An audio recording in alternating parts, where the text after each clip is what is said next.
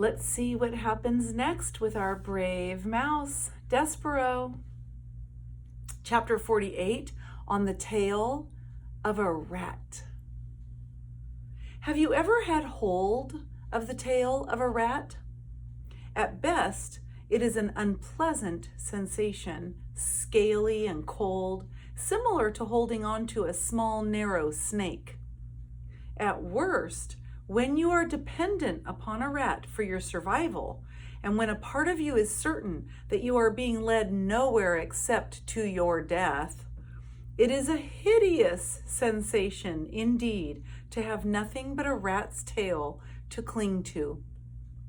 Nonetheless, Despereaux held on to Botticelli Rimorso, and the rat led him deeper and deeper into the dungeon. Despereaux's eyes had, by this point, adjusted quite well to the darkness, though it would have been better if they had not, for the things he saw made him shiver and shake. What did he see? He saw that the floor of the dungeon was littered with tufts of fur, knots of red thread, and the skeletons of mice. Everywhere there were tiny white bones glowing in the darkness. And he saw in the dungeon tunnels through which Botticelli led him the bones of human beings too, grinning skulls and delicate finger bones rising up out of the darkness and pointing towards some truth best left unspoken. Despereaux closed his eyes, but it didn't help. He saw, as if his eyes were still open wide, the bones, the tufts of hair, the knots of thread, the despair. "Ha ha! Exactly," Botticelli laughed as he negotiated the twists and turns. "Oh yes, exactly." If what was in front of Despereaux was too horrible to contemplate, what followed behind him was, perhaps, even worse. Rats. A happy, hungry, vengeful parade of rats, their noses up in the air, sniffing, sniffing. This is kind of scary. Are you guys okay? Sorry, it's kind of scary. Here's Despereaux closing his eyes. Here he is, holding on to Botticelli's tail, and behind him are the rats, sniffing, sniffing. "Mouse," sang out one rat joyfully.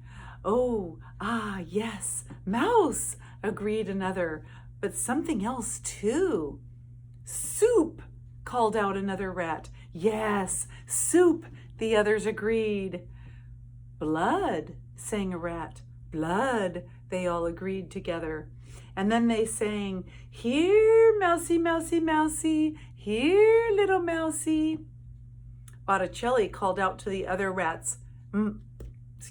"Mine," he said. "This little treasure is all mine, gentlemen and ladies. Please, I beg you, do not infringe on my discovery." "Mr. Rimorso," said Despereaux. He turned and looked behind him and saw the rats, their eyes and their smiling mouths. He closed his eyes again. He kept them closed. "Mr. Rimorso," he shouted. "Yes," said Botticelli. "Mr. Rimorso," said Despereaux, and he was crying now. He couldn't help it. "Please, the princess!" "Tears," shouted the rats. "We smell tears, Mousie, we do. Please," shouted Despereaux. "Little friend," said Botticelli, "little Despereaux Tilling, I promised you, and I will keep that promise." The rats stopped. "Look ahead of you," he said. "What do you see?" Despereaux opened his eyes. "Light," he said. "Exactly," said Botticelli. "Light." Chapter 49. What do you want, Miggery Sow? Again, reader, we must go backward before we go forward. We must consider for a moment what had occurred with the rat and the serving girl and the princess down in the dungeon before Despereaux made his way to them. What happened was this. Rescuro led the Pea and Mig deep into the dungeon to a hidden chamber, and there he directed Mig to put the princess in chains. "Gore," said Mig, "she's going to have a hard time learning her lessons if she's all chained up like." "Do as I say," said Rescuro. "Maybe," said Mig, "before I lock her up, her and me could switch outfits. So we could start already with her being me and me being the princess." "Oh, yes," said Rescuro. "Certainly. A wonderful idea. Miss Miggery, princess, take off your crown and give it to the serving girl." The Pea sighed and took off her crown and handed it to Mig. "Hi, thank you. Thank you." Sorry, someone popped in the office right there. Let's see. And Mig put it on, the crown, and it slid immediately right down her small head and came to rest quite painfully on her poor, abused ears. "It's a biggish thing," she said, "and painful like." "Well, well," said Rescuro. "How do I look?" Mig asked him, smiling. "Ridiculous," he said. "Laughable." Mig stood, blinking back tears. "You mean I don't look like a princess?" she said to the rat. "I mean," said Rescuro, "you will never look like the princess, no matter how big a crown you put on your tiny head. You look exactly like the fool you are, and always will be. Now make yourself useful and chain the princess up. Dress-up time is over." This is really sad. But you know, that darkness in the last chapter and this kind of meanness going on, like, it's always darkest before the light, right? I gotta believe that, you guys. Come on, let's keep going.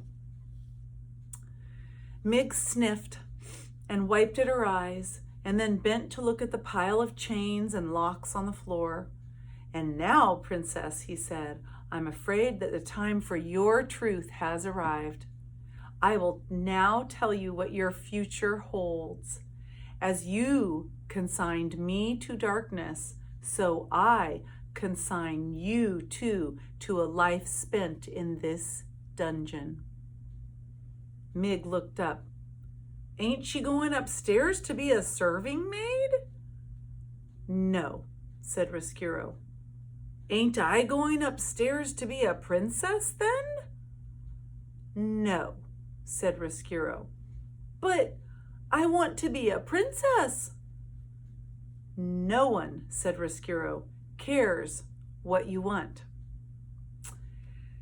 As you know, reader, Miggery Sow had heard this sentiment expressed many times in her short life, but now in the dungeon, it hit her full force.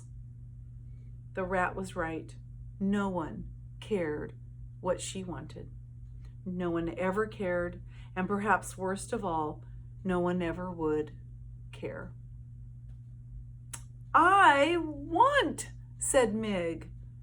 "Shh," said the princess. "Shh," said the rat.